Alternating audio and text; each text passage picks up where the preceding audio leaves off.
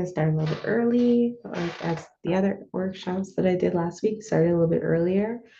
Um, I'm using a different microphone today, so I might bounce between microphones just to see like how it works. So maybe we might even try that today. The other microphone that I use right here picks up some static. If you're watching this and you're a sound person just like me, and you have like advice for these type of microphones and warmness and static, let me know. I've made sure my gains aren't too high, so it's not a gains issue. And it's brand new, it's rented equipment, so I don't know exactly why it's not working. Could it be my cords? I'm making sure my cords aren't tangled or anything like that. Who knows? So if you do know, I would love for you to tell me. Okay, so I got my business attire on today. It's literally like a halter, like half top. See, so it's not actually like business top. Business on top, powder down there. Okay, so we're gonna get started on album covers today. I have 16 more covers to give you guys, 16 more covers to show. And today's gonna be a little bit different. Last time we really just focused on the covers, and this chair is creaky. Okay. Yeah, so last week we really focused on the covers and we really touched on like the artistic value, but I didn't get to go into my regular like topics like I usually do. We just really solely focused on the covers, and that was valuable for that because that was your introduction to my working covers, right? So it was really, really important to kind of give a good introduction like that and kind of like explain things in that way. But today we're actually going to be focusing on within the themes of covers. I kind of realized while I was making covers, I was making a legacy. Okay.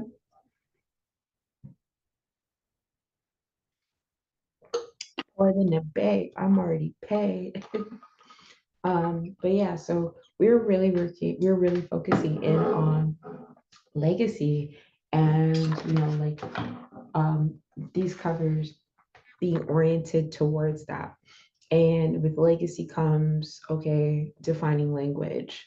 All right. But there's a confusion between what people consider title, what people consider status, what people consider fame, what people consider power. And a lot of times I have a lot of friends that say, well, give me the money. I don't want the fame. I just want the money. I rather the just having like the power. And then they're challenged trying to figure out how to do that, how to navigate that. And it is possible. It is possible to do that. And then how can you navigate like having the fame, the status, defining what you want, defining, what actually is working for you?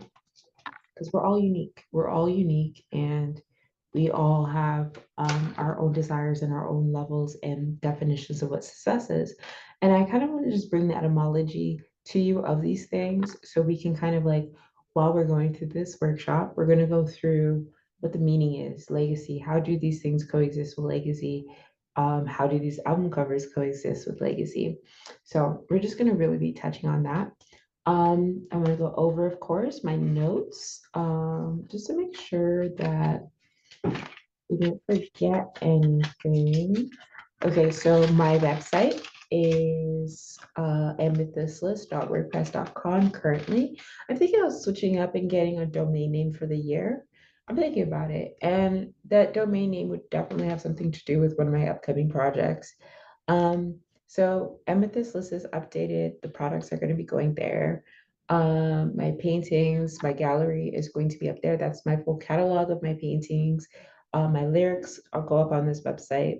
And we're just going to be talking about the workshops, the replays, and everything like that will be available. And so that is amethyst.wordpress.com. Then we have tropicofqualia.wordpress.com.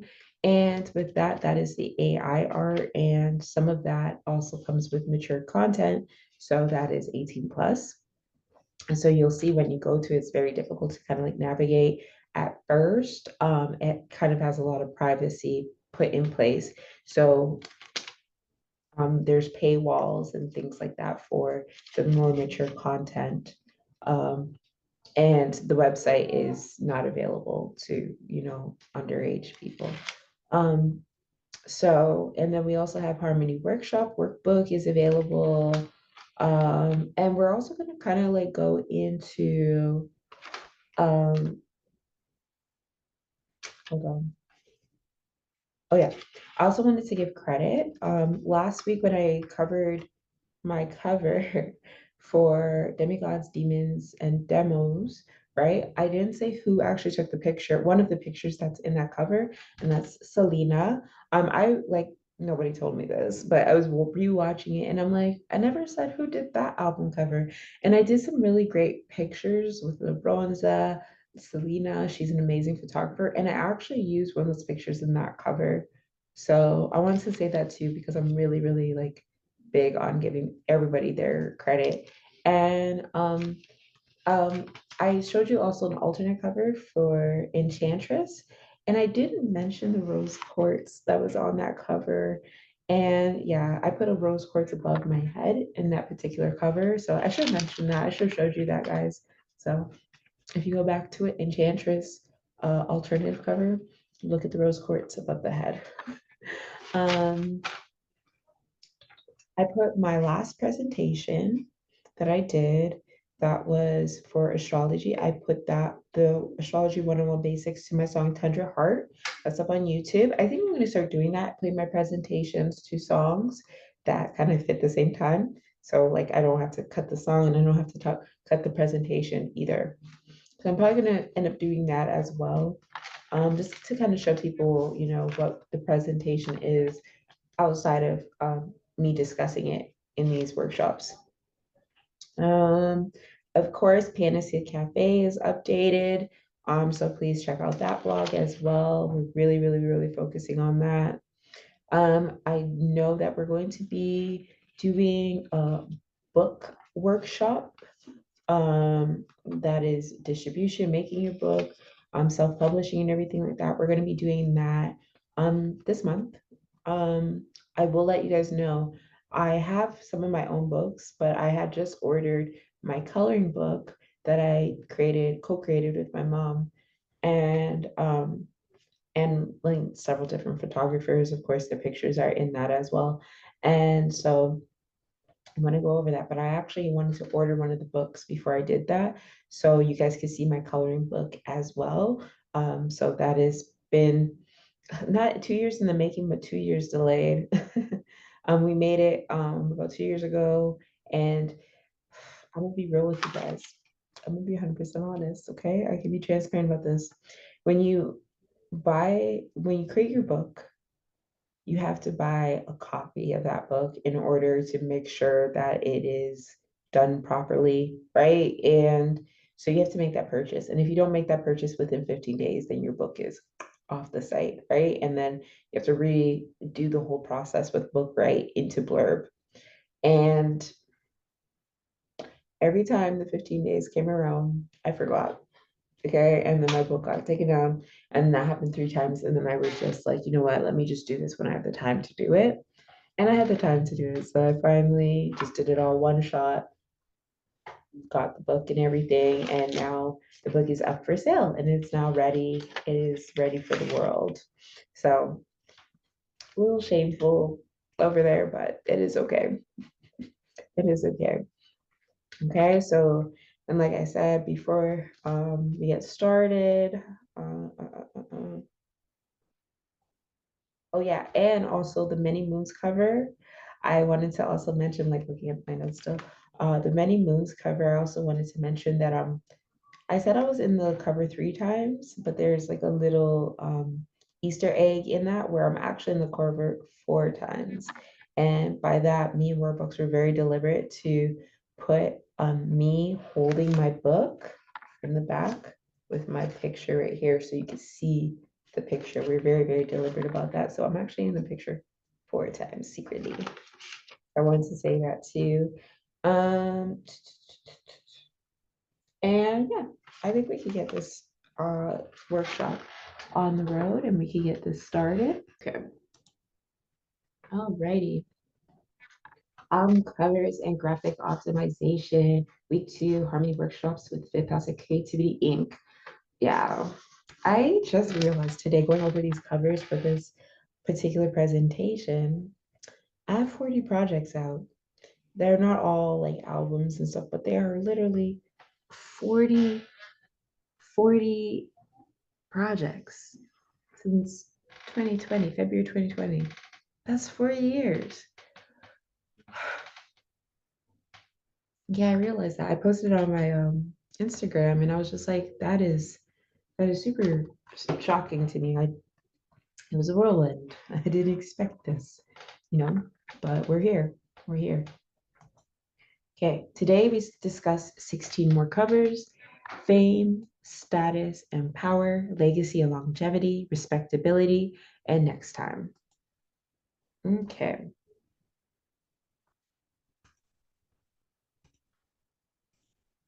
All right, fame, title, status, and power primer.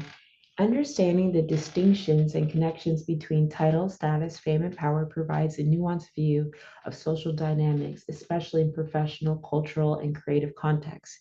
Each of these concepts plays a role in shaping how individuals are perceived and how they navigate social hierarchies. Title, okay?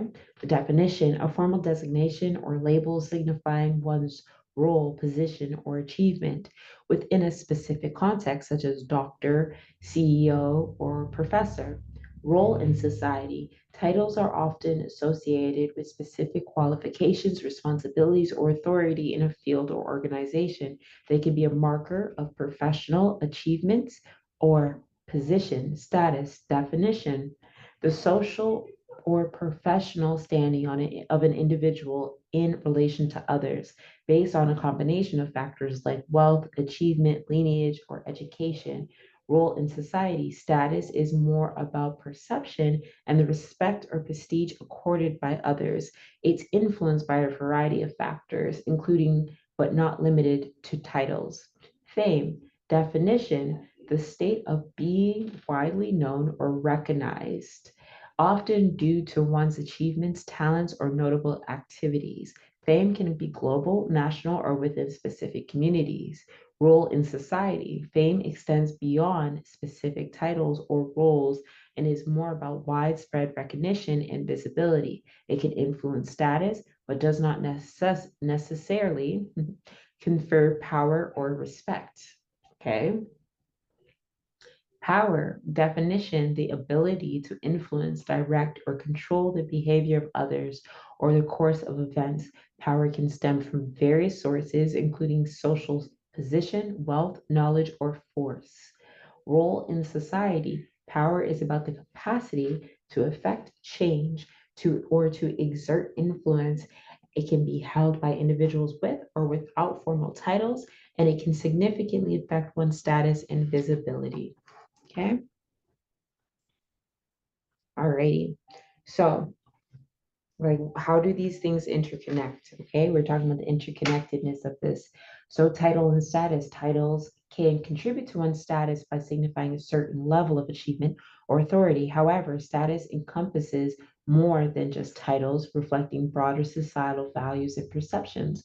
Status and fame. While related, status and fame are not identical.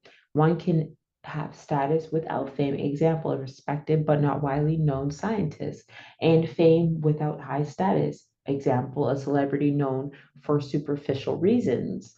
And fame and power. Fame does not automatically grant power, though it can be a platform for influencing others. Power requires the ability to affect change, which can be independent of one's level of fame. Power and status. Power can enhance one's status as the ability to influence can lead to respect and prestige. However, someone might wield power in subtle ways without having a public profile or status. Understanding these concepts helps in analyzing social dynamics, especially in fields like the arts, where recognition, influence, and visibility play key roles in shaping careers and legacies. So, etymology, fame. from the Latin word fama, meaning report, reputation, or fame. It's about how one's deeds or achievements are reported or talked about. Title, the word title comes from the Latin titulus, meaning inscription or label. Originally, it referred to writings on monuments to denote names or achievements. Over time, it evolved to mean a designation or name given to someone to indicate their rank, role, or profession. Status originates from the Latin status, meaning state, condition, or standing. It's about one's legal or societal position. Power comes from the Old French pouvoir, pouvoir, like that, meaning to be able in a legal or societal context, power often relates to the capacity to act or exert influence within specific frameworks or over individuals or groups. Okay, so now we kind of have like a little understanding on these concepts. I wanted to start to create a ripple effect of understanding around these things so we can literally like look at it. Oh, the sun is super out, so let me turn this down just a little bit. Okay, but once we kind of start getting into this and understanding the difference between things, like a person that's famous does not always have power. You might be expecting your most famous bestie that you love and you believe in to speak up for you, but they are not in a position of power to do so. Okay. And they know that themselves. And fame does not equal financial success. It does not even mean status. Like they might not even have a societal rank. It might mean that they don't even really have a title or anything like that, right? So there is so many differences. And then you have somebody that could be a president of a record label, right? That's a person with a title, a person with status, but doesn't necessarily mean that they're a person with fame. It doesn't even necessarily mean that they're a person with power because they could be doing someone else's bidding. So start to understand how some of these nuances play into it because these are all about power dynamics as well. And these things greatly affect us. And now we're going to get into interconnectedness of how this works with your branding and how this works with your album covers and how you showcase your branding as an artist. Okay. And I'm going to turn this off so my cam off so you can just look at this with me. Okay. Graphic design, especially through album covers, plays a crucial role in sculpting an artist's fame, status, power, and I left and even the titles they may be associated with or aspire to. Sorry, I totally thought I left something out there. I didn't leave it out actually. These visual elements go beyond mere packaging. They're vibrant communications of the artist's brand, message, and identity, intricately weaving the nuances of titles into the visual narrative. Here's an expanded look at how this works. Okay. So, like, we can go ahead and we can think about the fame, the status, the power, but I want to see how each of these things kind of also, and most importantly, title plays into these particular topics. So, perception shaping. An album cover often serves as the initial point of interaction with the music, setting expectations and communicating the artist's identity. It significantly influences perceptions, offering a visual title that speaks before the music plays. Well crafted covers can elevate an artist's status within specific communities or the broader public, contributing to their fame and potentially bestowing informal titles of recognition like innovator or visionary. Okay, so keep these words in mind: innovator, visionary, mastermind. These are marketing terms that they use for particular artists to make them seem larger than life, right? Even if they aren't an innovator, they will make them seem like an innovator because that's what we want as a society is we want innovators.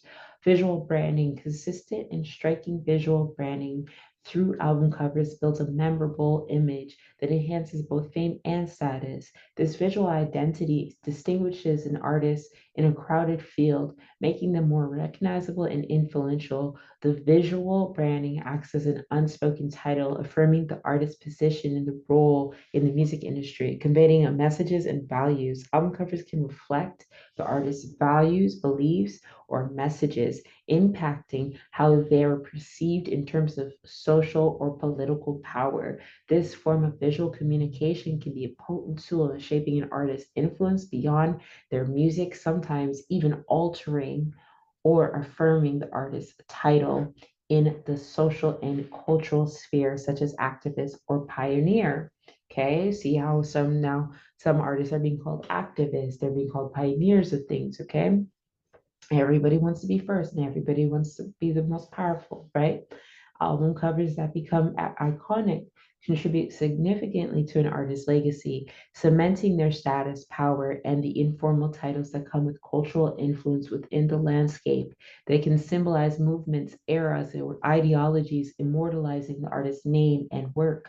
Such covers can bestow lasting titles of honor and respect, recognizing artists as defining voices of their generation. In essence, through the strategic use of graphic design and album covers, now artists not only craft their public persona, but also navigate the complex interplay of fame, status, power, and the titles, both formal and informal, that come with cultural impact and recognition. Okay. All right. So those are the interconnected of those things, how they play into the visual aspect and the legacy of what we're building through this visual aspect. So it's not just for making album covers because it's fun. There is a depth to this. There is a reason behind this. There's why they can look a certain way at a certain point in time. This is what they reflect. Um, there are certain moments where the cover can either ignite a flame or it could be watering certain things down. Like there are so many purposes behind the visual aspects, and they all play and serve different purposes within your life. Okay, I'm going to talk about covers now. And as I start going into the covers, you're going to see I'm going to do it 4 covers at a time, and then I'm going to give you some more topics. Okay, so 8,888 suns.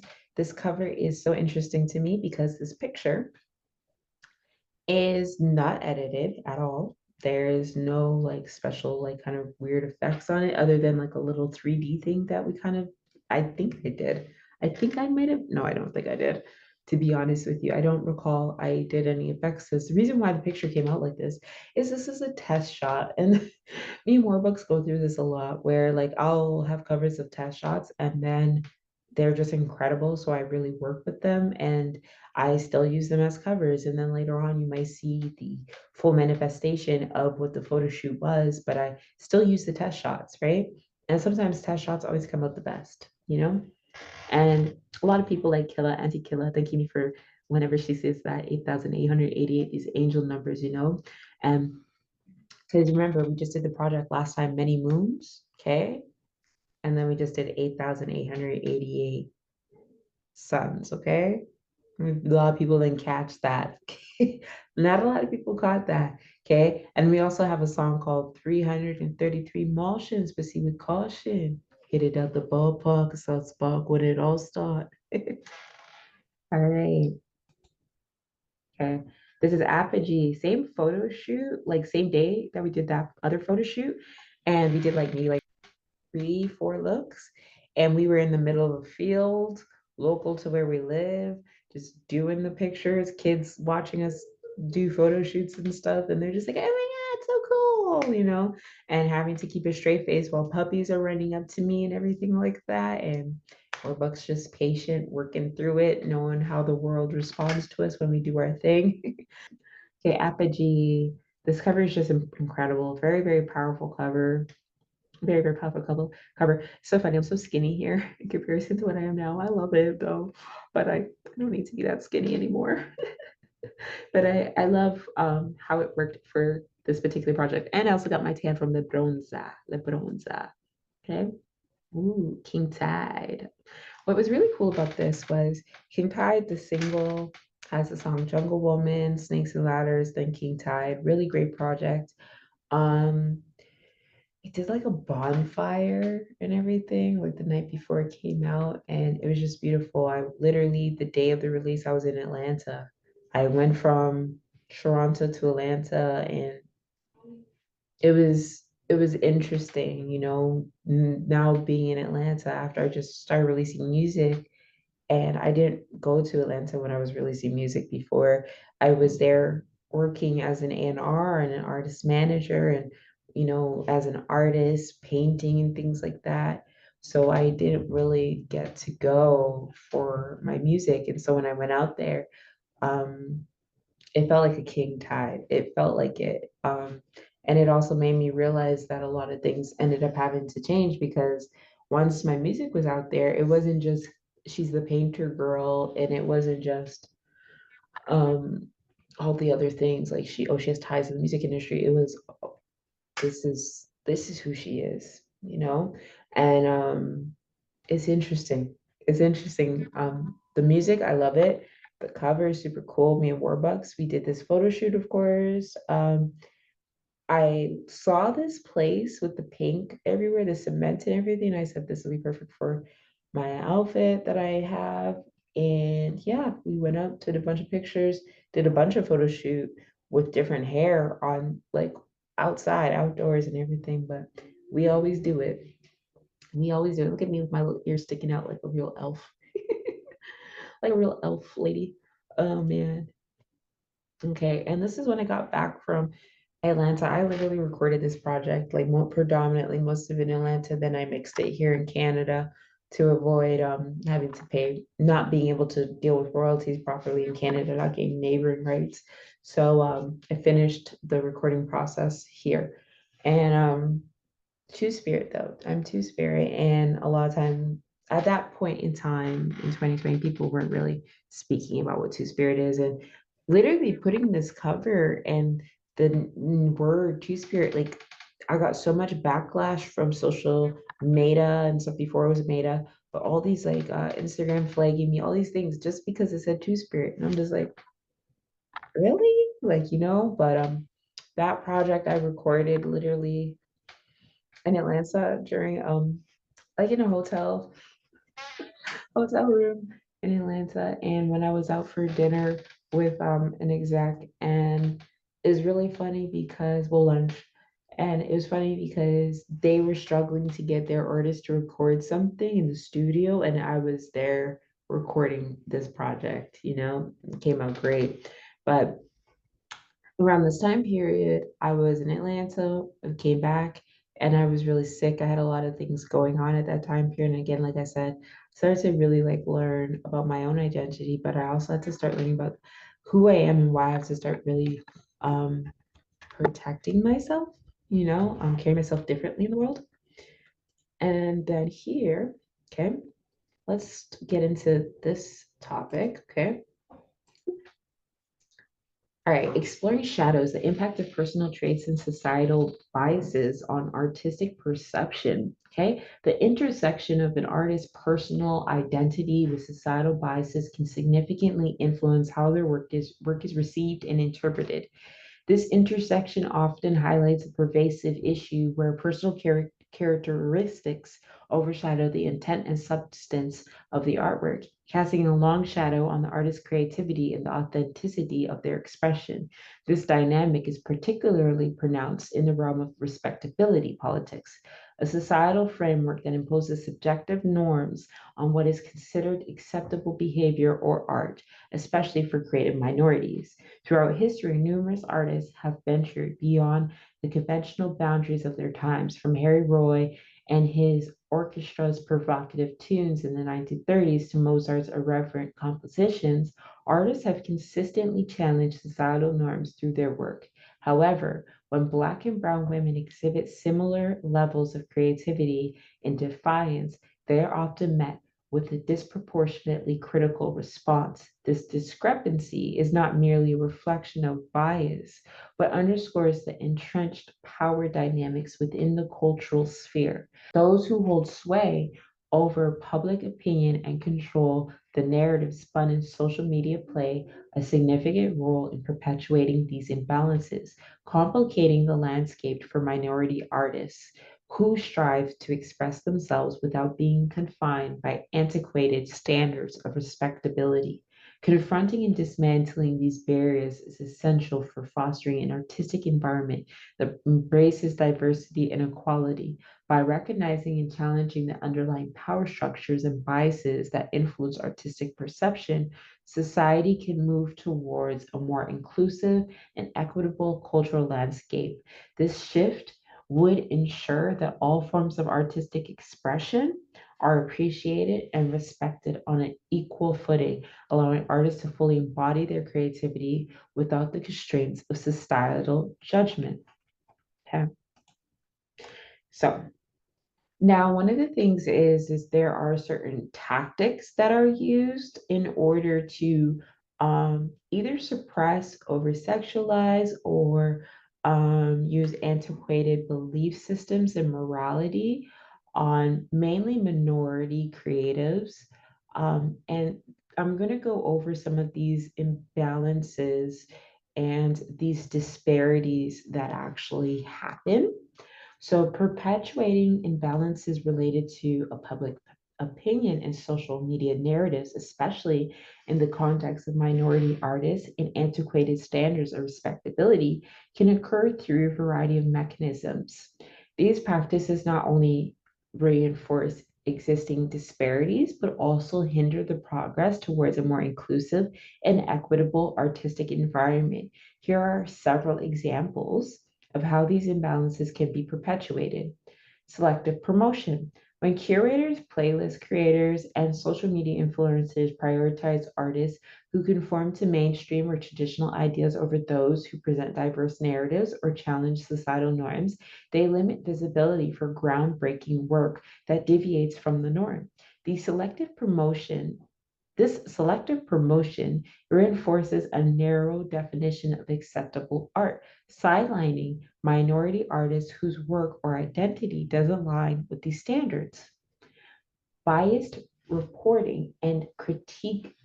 Oh, here, let me actually, now that we get to that middle part, I'm going to put my video on. Okay.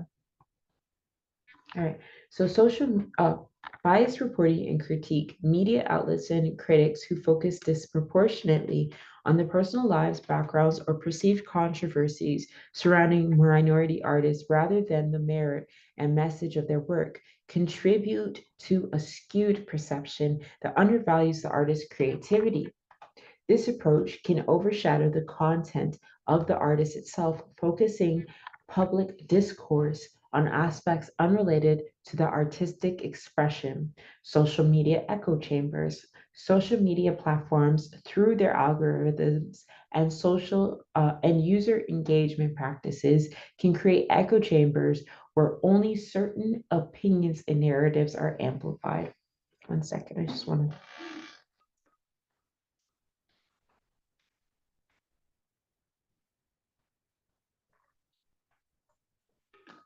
Sorry about that. This can marginalize voices that challenge the status quo, making it difficult for artists outside of the mainstream to gain traction. Posts and discussions that reinforce stereotypes or disrespect certain forms of expression can perpetuate biases against minority artists. Gatekeeping in the industry. Industry gatekeepers such as record labels, gallery owners, and festival organizers who make decisions based on what they believe will be the most commercially successful or socially acceptable often exclude artists who might provoke controversy or whose work challenges societal norms. This form of gatekeeping stifles diversity in artistic expression, reinforces the idea that only certain narratives are worthy of attention. Okay, misrepresentation And simplification, simplifying or misrepresenting the work of of minority artists to fit easily into marketable categories can strip the art of its depth and complexity. When the richness of diverse narratives is reduced to stereotypes or cliches, it perpetuates a narrow view of what art from these communities can be, undermining the artist's intentions and messages. By recognizing and addressing these practices, those in positions of influence within the cultural landscape can play a pivotal role in shifting the narrative towards a more inclusive and equitable appreciation of art and creativity, encouraging diversity and representation, challenging bias critiques, and fostering open dialogues about the value of all forms of artistic expression are essential steps in dismantling the imbalances that hinder minority artists. Okay. All right, looks like a respectability politics. But this cover was a picture literally taken by Selena, and this picture taken by her, it was like after I got a LeBron Satan.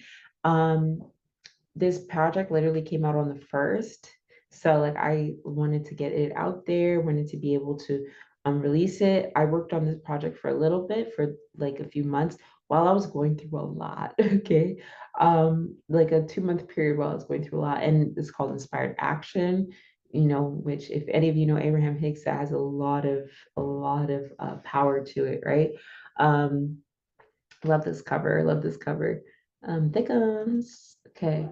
And then Wolf Moon. Okay. So like we saw 8,888 moons. That picture that was literally kind of like just literally a first test shot. This is like from that photo shoot. And I used other photos and kind of like manipulated, edited it, and all that kind of stuff, right? Very cool. Wolf Moon came out on the Wolf Moon, full moon. Okay. All right, hate it or love it. This picture was taken by On a Wave. What was interesting is I made this cover, we had the picture done. The song just happens to be called Hate It or Love It. And then I looked at the cover for the game song, Hate It or Love It, with featuring 50 Cent. Very, very similar. Very, very similar. Um, Message below if you guys want me to compare the covers. And it wasn't deliberately done like that. It was just worked out to be like that.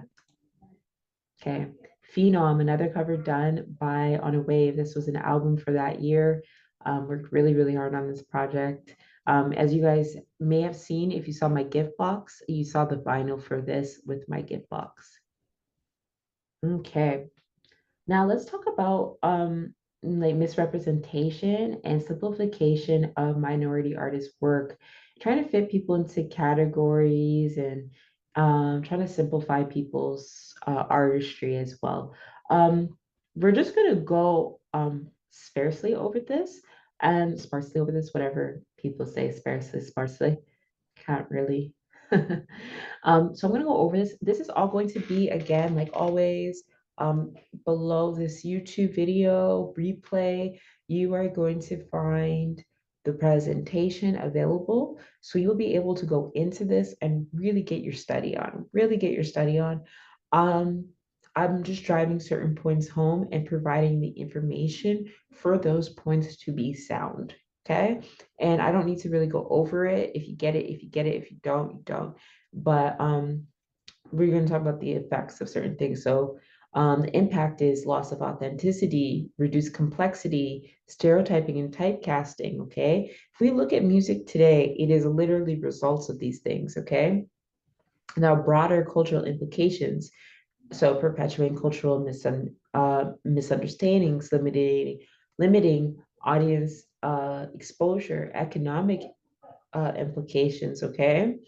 And then like moving forward, addressing misrepresentations and simplification requires a concerted effort across the industry, including educators, curators, critics, and audiences to value and seek out authenticity and complexity in art, promoting a more inclusive understanding of art's value, one that transcends stereotypes and embraces diversity, can enrich the cultural landscape and provide a more supportive environment of all artists to thrive. This includes creating platforms for minority artists to share their work without compromise, encouraging critical engagement with art that challenges stereotypes, and fostering a broader appreciation for the diversity of artistic expression. And with that being said, I always give solutions when I showcase problems. My solution right now, after I just saw Deezer deleted 26 million songs in February, some of my projects came down because my projects hadn't been listened to recently, or it didn't go up to their standards or whatever they set in place. I realized I need to put my music, my catalog in a safe place so that these DSPs, once they switch, they can't switch on me and mess me up. And that being said, so then what I am now going to do, and I'm always extremely transparent about how I pivot and how I move, because nothing shakes me from doing what I need to do for me. Nothing shakes me from that. So a lot of people are fearful to speak about things because they think, oh, I speak about it, people could throw off my momentum and my power. That has never happened to me. It's never really worked out like that for me. It used to happen when I was like in a past abusive relationship or like with sibling and like stuff like that. Um, and then you would have certain people trying to sabotage you. But I have got that out of my circle. Like I got that out of my circle. I don't keep people around me that can sabotage my things. And so I can speak extremely transparently to things and say it with power to know that, yes, I just said I'm going to drop a merch line. Nothing's going to throw that off. I can say to you, I'm going to release an album. Nothing's going to throw that off. Most of the time when I do things, all of the necessary steps were already taken before I speak on it in the first place. So, please don't say, be careful, you're putting so much out there, people can now steal from you or do this or that. If I'm saying it out in the verbal, in this oral realm, um, oral, like as I'm saying it in this realm that you could hear, that means that there was lots of work done in the first place before I spoke on it. So I say all of that to say on my website, I am going to be putting Harmony GPT, which is my own chat GPT. And then I'm also going to be putting my catalog of music. Okay. My music. Okay. I have over 286 songs, over 40 projects. Okay. I have my art catalog here. Okay. And then, of course, I have the other website for Tropic of Qualia that's going to be the AI. So I am doing this because I want to create a platform that I would be able to teach other artists to be able to do this for themselves and still make money and not miss out on the finer things in life because you're doing it so independently. And I want to be able to do that and show by example. So what I am doing is I am pivoting things to my official website, that being my music, that being my art, that being not focusing so much on social media. And at a certain point in time, I will have music videos only exclusively available on my website that people can only access by going to my website as well. Okay. So I wanted to actually talk about something a little bit too. Um, it's kind of interesting because I grew up in the 90s. I always said I'm a real 90s kid, and with that I grew up to an anthem called Money Power Respect. Money Power Respect. Okay, the song Money Power Respect by the Locks, featuring Little Kim and DMX, encapsulates a specific era of hip hop that centered around the themes of success and dominance in the industry and society. The track became an anthem of aspiration within hip hop culture, highlighting the importance of acquiring wealth, influence, and esteem as markers of success. However, the unfolding of events surrounding Sean Diddy Combs, a central figure of Bad Boy Records and an emblem of the lifestyle celebrated in the song, bring a complex layer to the song and its messages perceived over time. Not just thinking like, look at Little Kim. where she's at, looking at the locks where they're at. Like Style P and Jadakis, they're good. I don't know about Sheik. Sheik's always been good. Those guys have always, they're all right. Are they at the level at which they should be though? DMX passed away. His life is a direct reflection of like, is this about the legacy of money, power, respect? You know, the complex legacy of money, power, respect. The song's message reflects a broader ethos within parts of hip hop culture that valorizes material success and power as ultimate goals. This ethos is not unique to hip hop. It mirrors wider societal values that equate success with the accumulation of wealth and status. However, the recent allegations against Sean Diddy Combs cast a shadow on the long term implications of pursuing these goals at any cost. Okay. And I'm literally saying this to you because what we're talking about today, where we're talking about, okay, what is fame? What is status? What is title? What is power? How can we have these authentically? How can we have these in a way that has ethics? Okay. How can we do this in a way that we're not hurting other people? And in fact, we are empowering other people. We're making a change in this world. How can we do that? Too many people are focused on their end goal. They're way too focused on their end goal. And to be focused only on your end goal is a form of self-sabotage. Um, you can achieve many, many, many, many, many, many, many, many great things, but with insurmountable wealth comes insurmountable power that you cannot actually always keep up with if your morality and your ethics do not stand. And I've lived 33 years and lived most of it in the music industry and the entertainment industry. And I can say that, and again, I say this every single time that I can, growing up, being a survivor of ritualistic abuse, you view different things and you see it and you're like, you did all of that for what? You did all of that and hurt all those people for what? Why'd you do that? Because you're not going to end up where you want to end up. And that has nothing to do with God and karma. And yes, I understand everybody says that that's what it is, but it's also a frequency base. There is so much negative energy that you can accumulate before that negative energy starts to backfire. Okay. When you do things to people, it is on an energetic level. And on that energetic level, those things can only be done, right? Those things can only be done for so long without it starting to blow up in your face. Um, there's only so much type of energies that you can start tapping into before those energies uh, come around for their payday. So, reflection on fame, success, and ethics. The unfolding situation around Combs prompts a deeper reflection on the narratives we celebrate within music and popular culture and underscores the importance of considering the ethical dimensions of fame and success here. Now that I'm in the halfway mark, I can put my camera back on. Okay. While Money, Power, Respect remains an iconic track that captured the ambitions of an era, the real life complexities surrounding the proponents highlight the need for a nuanced understanding of what true success entails. This involves recognizing the value of ethical integrity, the impact of one's actions on others, and the pursuit of success that does not compromise one's moral compass. Some people don't have a moral compass, though. Okay, well, some people do not have a moral compass. Some people aren't people. Okay, some people aren't people, allegedly.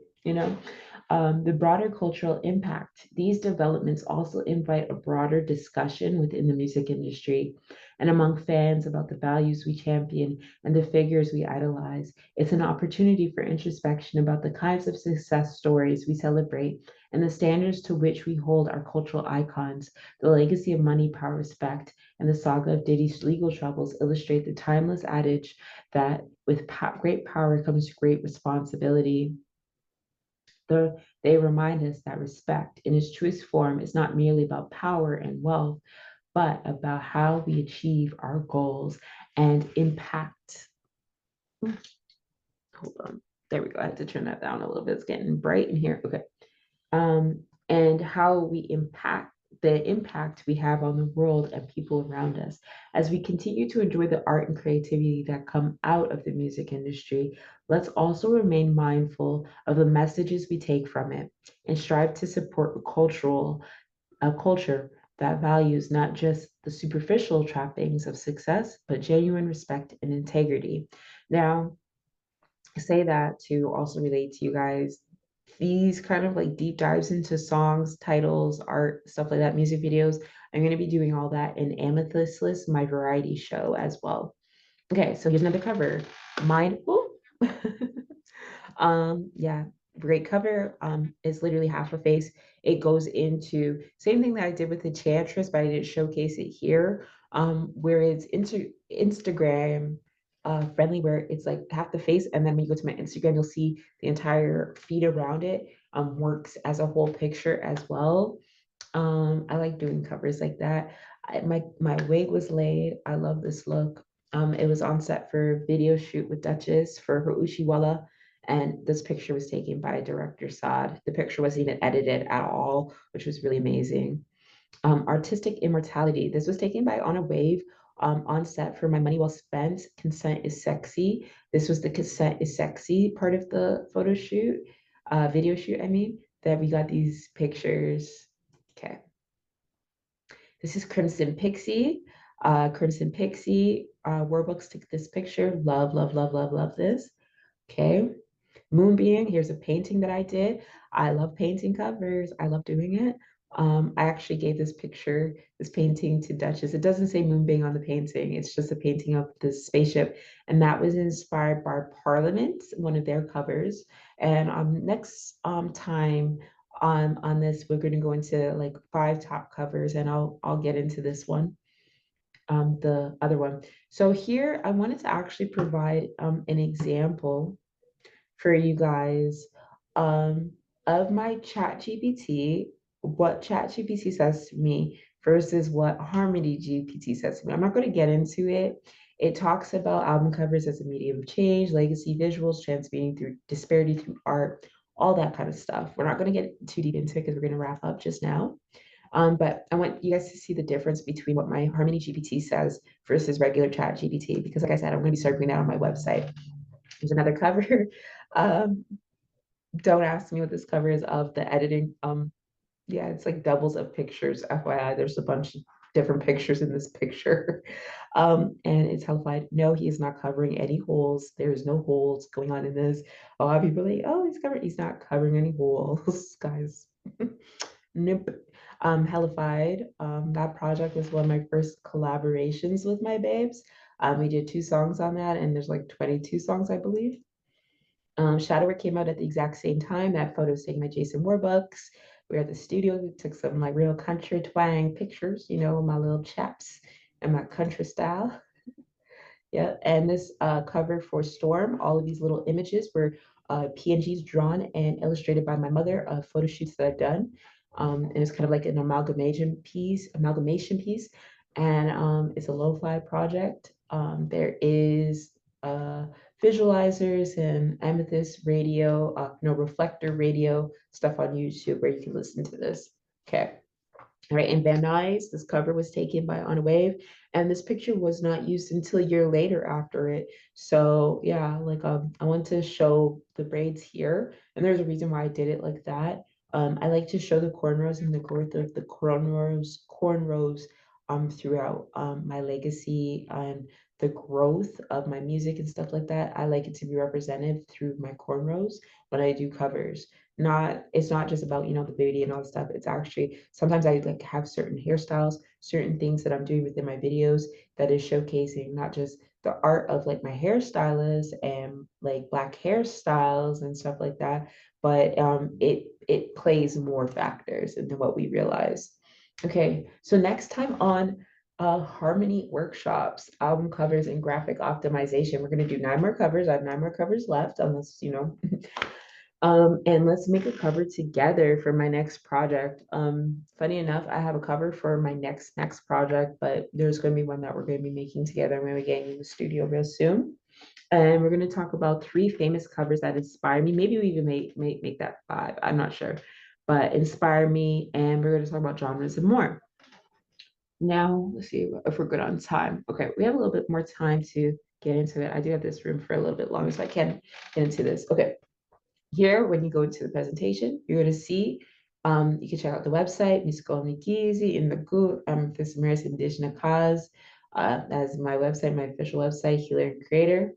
And like I said, we finished the coloring book, which is now available for $30 Canadian. And here you'll be able to like purchase the book. Without getting too deep into the book and what that's all about, I wanted to also talk to you about Trap Vogue, The Birth of a Genre. That is my other book, Black Indian Music, Trap Vogue. This is all going to be available in the presentation. I want you to be able to look at it, kind of soak it in yourself. Um, the colonization of music and genre and expression. We're going to be like really talking about these things as well. Like how do genres start? Where do they derive from?